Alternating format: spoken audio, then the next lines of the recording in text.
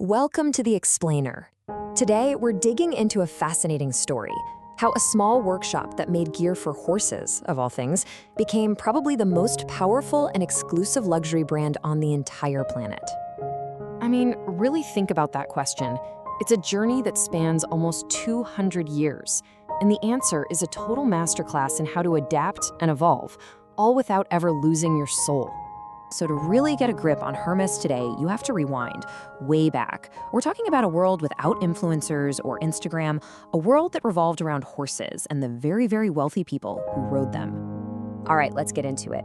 Because the entire foundation of this empire was built on an almost obsessive commitment to making the absolute best product for a very, very specific customer. So, in 1837, Dier Hermès opens his shop in Paris, but he wasn't just another leather guy. He was a perfectionist, and his whole reputation was built on this one technique called the saddle stitch. It's this super strong, hand-sewn stitch that basically became the DNA of the brand's quality for, well, the next 2 centuries. And you have to love this philosophy. Our first customer is the horse.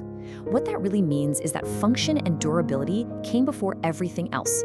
The thinking was, hey, if it's perfect for the horse, strong, reliable, comfortable, then the rider will be happy too. And that mindset right there is the bedrock of the whole company. Okay, but here's the thing. The world of horses and carriages wasn't gonna last forever. As the 20th century rolls in, Hermès had a huge choice to make. Either change with the times or become a beautiful museum piece. And this is where the next generation really shows their genius. The founder's grandson, Émile Maurice, sees the car coming, and he just knows they have to pivot. He brilliantly realizes that the same skills they used for saddles could be used for luggage and accessories for this new age of travel. He even brings the zipper to France. And the best part? The first handbag only happened because his wife complained she couldn't find one she liked. So he just made one for her. And boom, the future of the company was born. You know, it's funny. Sometimes the most iconic things happen completely by accident. Before World War II, the boxes were this classy cream color. But during the war, there were shortages of everything. The only material their supplier had left was this very specific, kind of loud orange cardboard. It was supposed to be a temporary fix, but people loved it so much, it stuck. And now that orange box is a status symbol all on its own. And this is how a product becomes a legend.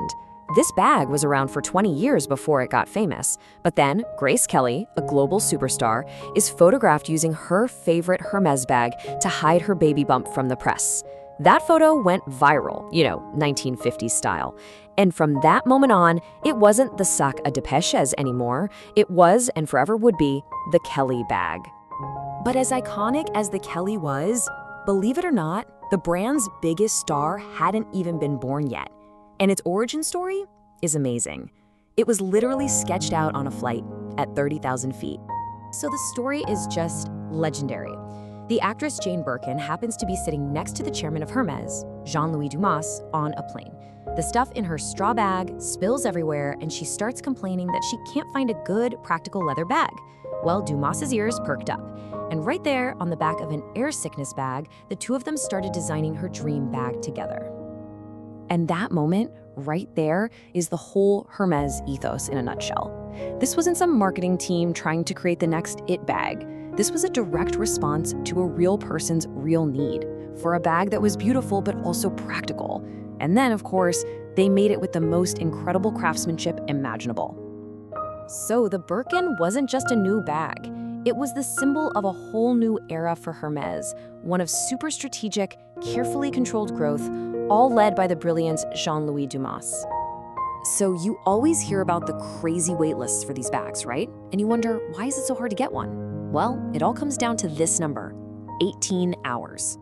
That's the minimum time it takes one single artisan to make one Birkin from start to finish. It's a conscious choice. They choose perfect craftsmanship over mass production. And that deliberate scarcity is exactly what makes the brand so valuable. See, under Dumas, while all the other luxury brands were doing the same thing, licensing their names, outsourcing, chasing trends, Hermès did the exact opposite. They went against the grain. He bought back control of their stores. They invested tons in training artisans. And get this, they famously operated without a marketing department. So, did this crazy strategy work? Oh yeah. It worked spectacularly. When Dumas took over in '78, sales were about $50 million. By 1990, almost $500 million. Today, over 15 billion euros. I mean, these numbers are just staggering.